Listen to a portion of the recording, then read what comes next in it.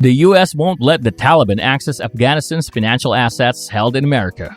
What's in the news nowadays? News that makes you doubt humanity? At the moment, it's the Afghanistan crisis. Literally, this news is everywhere, but those of you who really don't know what or why this is happening, let me break it down to you. But before I do, welcome back to The Wealthy Brains. Please make sure to subscribe to our channel and hit that notification button so you won't miss a single video. Let's get into it.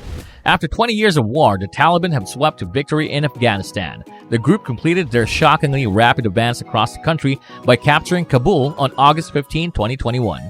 This comes after foreign forces announced their withdrawal following a deal between the U.S. and the Taliban, 2 decades after the U.S. forces removed the militants from power in 2001. Sadly, the conflict has killed tens of thousands of people and displaced millions.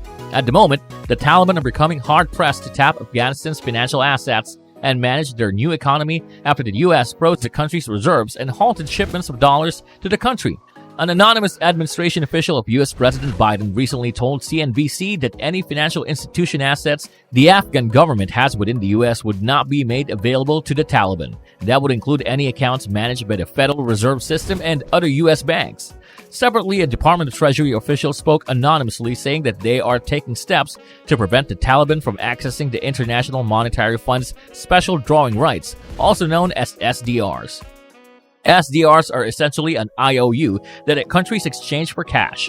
SDRs are printed at the fund, distributed to member countries, and may be swapped for U.S. dollars that the U.S. is obliged to provide.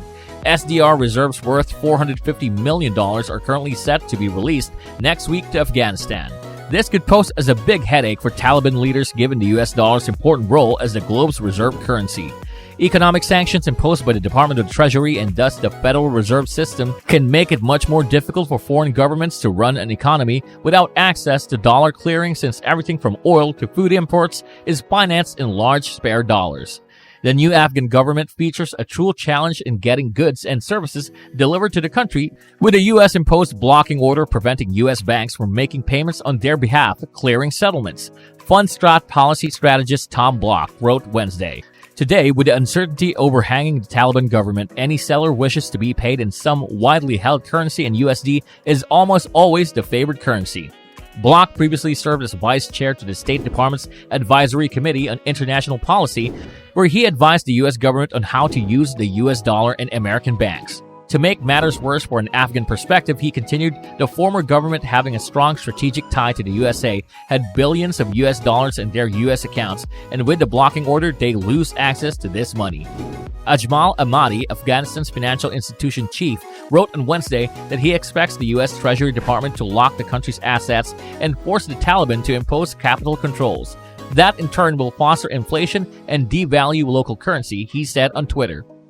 Ahmadi, who fled Afghanistan on Sunday because the Taliban took control of the capital of Kabul, is the acting head of DA Afghanistan Bank, or DAB. Afghanistan had about $9 billion in reserves as of last week, and thus the Federal Reserve System was holding $7 billion of the country's assets, Ahmadi wrote. "I believe local banks have told customers that they're going to not return their dollars because DAB has not supplied banks with dollars," Ahmadi wrote. "This is true. Not because funds are stolen or being held in a vault, but because all dollars are in international accounts that are frozen."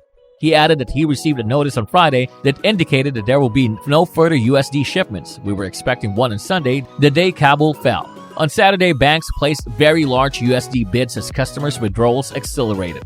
The Taliban sped across Afghanistan last week, taking control of province after province following the withdrawal of U.S. troops. That effort, the speed of which caught the Biden administration all of a sudden, culminated within the flight of the Afghan president Ashraf Ghani and therefore the fall of Kabul on Sunday.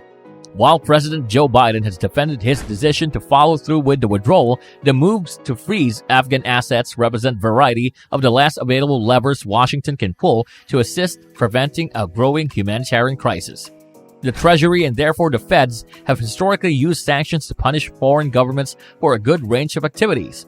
The Trump administration, for instance, helped throw the Iranian economy into a tailspin after its promise to sanction any country that purchased Tehran's oil or conducted business with Iran's Revolutionary Guards. Iran's crude exports dove 80% because of the reimposed sanctions after former President Donald Trump pulled the U.S. out of the 2015 nuclear deal. At last, the decision sounds kinda tit for tat. What are your views on the whole crisis and the decision of the U.S.? I'm really curious to know. Let me know in the comment section. And with this, we've come to the end of this video. I hope you all enjoyed watching the video, and hopefully it was informative to you.